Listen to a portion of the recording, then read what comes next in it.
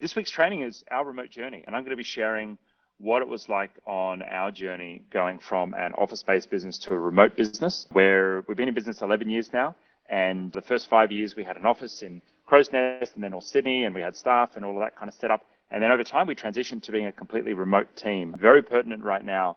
A lot of businesses are being forced to operate remotely or forced to operate from home. And myself, having worked from home on and off for the past 10 years, the last 5 years pretty much exclusively has been at home. What I'm going to be sharing with you is what our journey was like. Hopefully there'll be some insights there for you. I'm not trying to teach you all that much in this session. This is more just about kind of sharing what that journey was like for us.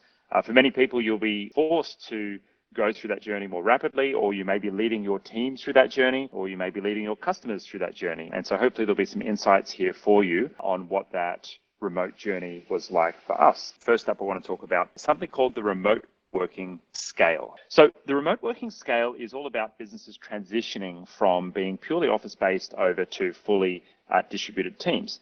And you'll see here, number one is, the traditional office, everyone commutes and comes into work in one place. Step number two, many businesses have embraced this, particularly businesses that are on G Suite, being able to work from different places, offering your staff the ability to work from home 1 or 2 days a week. That's very common. Or maybe someone wants to do a school run in the afternoon and then work from home in the evening. And that all works beautifully once you're on G Suite. I don't need to tell you guys on that. We then have step number three, which is the team being remote, so not having an office, but still being in one time zone. So maybe all still being in Australia, but not having an office. And there's very few businesses that have actually made it to this step. Most businesses will still have some kind of office or some kind of setup. I'm seeing early stage businesses adopting this, but businesses that have been around 5 or 10 years, this is very rare for businesses to adopt this kind of working. Now, this is what people have now been forced into based on our current economic and global situation. People have been forced, many businesses, to go from step one to step three, bang, overnight. And that's obviously a challenge. And it's not just a challenge with the technology. The technology can be taken care of. And whether you're Google or Microsoft, that kind of doesn't really matter. But what's interesting is the people change. What I know from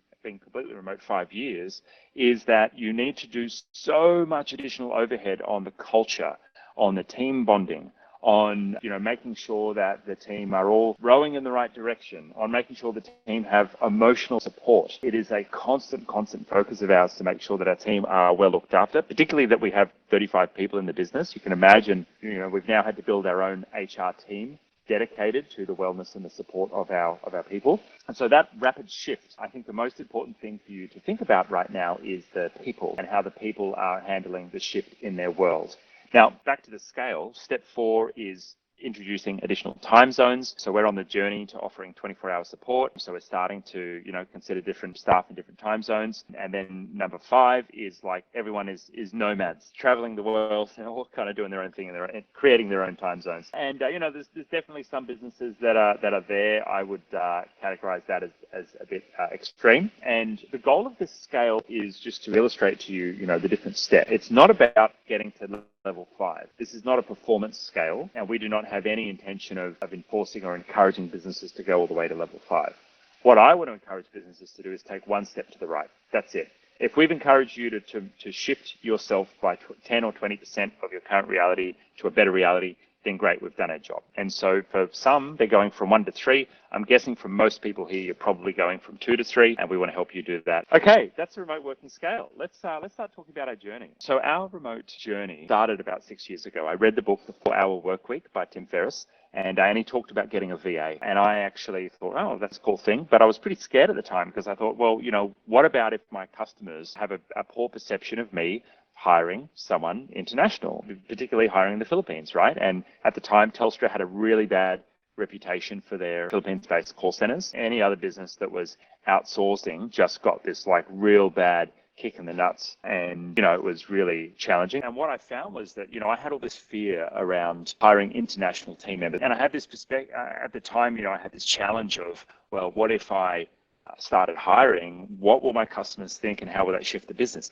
The other challenge that we had was in our current reality, we were servicing customers in their offices in our workplace. So we had an office in Sydney and we had customers either coming to us from time to time or we were visiting customers. And we had ambitions to be a bigger business, to have a bigger impact. And because of our reputation of being the best in Australia at G Suite, we had customers who were coming to us internationally and saying, hey, can we work with you from Canada, from the US, from Europe? And we were like, oh shit, how are we going to look after these customers? And so what happened was we had to really make some tough choices about our business model. What I noticed was that recruiting only in one place, only in Sydney, within a half an hour to 1 hour commute radius of our office, restricted our talent to only that area. Let that sink in. If you're asking staff to come to an office, or you're only recruiting in a certain location or a certain city, and that's a downside of recruiting on Seek, is you're going to get people who are looking for a local job, something there. But opening yourself up to workers who are remote opens you up not just to Australia, but to anywhere in the world. And we've only got 20 million people here. The Philippines is 100 million. The US has 350 million. There are amazingly skilled and talented workers who will fit your culture, even if their human culture is a little bit different, or they might have a slightly different accent. They can fit your team and your company culture, and location does not have to be a barrier of them working with you. So we were in this position where our business was tied to this particular location, and it kind of felt like a bit of a ball and chain, because we had customers who wanted us to be on site there.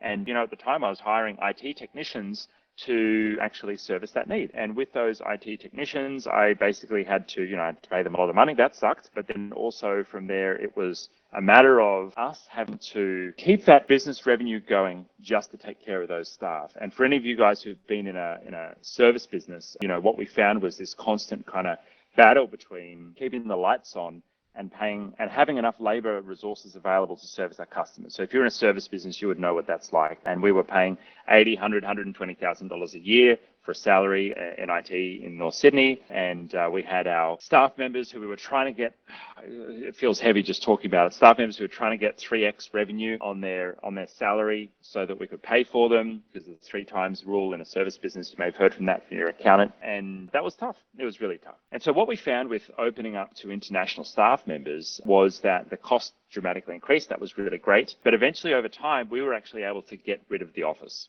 And that was massive. We're talking nearly 6 figures a year in costs that we were able to just eliminate from the P&L. Now, is that something that you should do?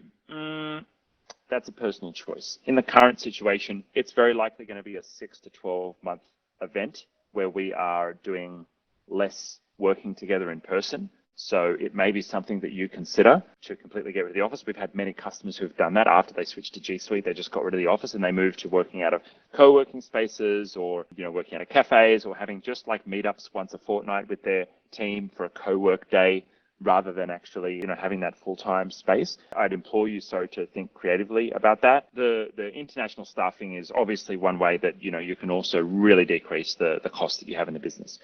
Now, we had a difficult choice to make, in that we were transitioning from all kind of thinking of working in one location to then opening up to working in multiple locations and serving different customers. We had ambitions to serve customers over the east coast of Australia. We were picking up customers in Brisbane and Melbourne, but we couldn't service them on site.